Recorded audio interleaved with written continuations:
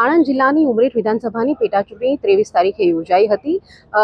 ધારાસભ્ય ગોવિંદ પરમારના નિધન બાદ આ સીટ ખાલી પડી હતી ને એ સીટ ઉપર બીજેપીએ તેમના પુત્ર હર્ષદ પરમારને ટિકિટ આપી હતી અને કોંગ્રેસે ભૃગુરાજસિંહ ચૌહાણને ટિકિટ આપી હતી। આજે એની મતગણતરી શરૂ થઈ છે।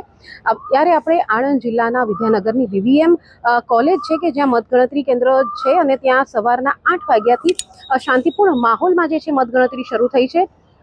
ઉમરેઠ વિધાનસભાના 306 મતદાન મથક ઉપર કુલ 59.4% જેટલું મતદાન જે છે થયું હતું।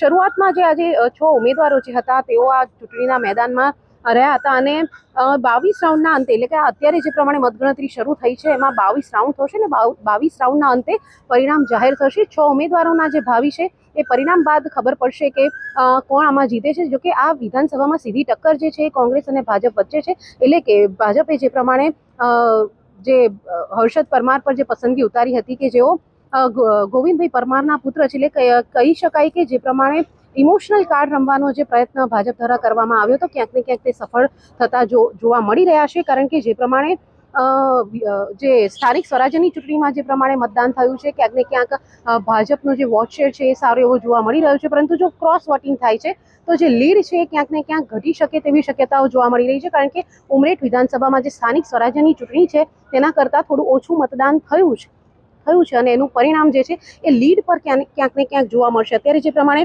ચુસ્ત પોલીસ બંદોબસ્ત વચ્ચે જે મતગણતરી હાથ ધરાઈ છે એમાં ઈવીએમ કાઉન્ટિંગ સ્ટાફમાં 14 કાઉન્ટિંગ સુપરવાઇઝર છે, 14 કાઉન્ટિંગ મદદનીશ અને 14 માઇક્રો સુપરવાઇઝર સહિત અંદાજે 700 જેટલા અધિકારીઓ અને કર્મચારીઓ આજે મતગણતરીની જે પ્રક્રિયા છે તેમાં જોડાયા છે। અત્યારે મતગણતરી શરૂ થઈ ગઈ છે। પોસ્ટલ બેલેટની મતગણતરી પૂર્ણ થઈ છે અને પોસ્ટલ બેલેટમાં ભાજપ આગળ છે અને હવે જ્યારે મતપેટી ખુલે છે અને શું આવે છે એમાં પરિણામ ભાજપ તરફી આવે છે કે કોંગ્રેસ તરફી તે જોવું રહ્યું। હેતાલી શાહ, ગુજરાત તક, આણંદ।